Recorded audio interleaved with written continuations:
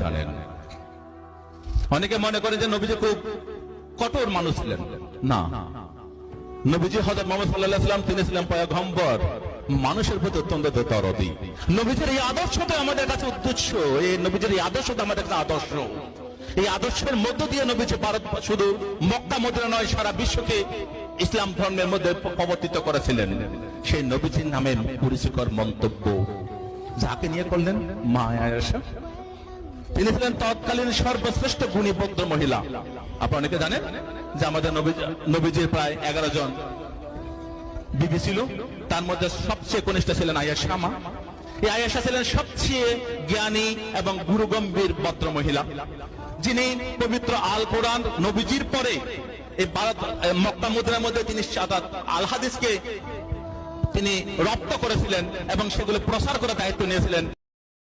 Likey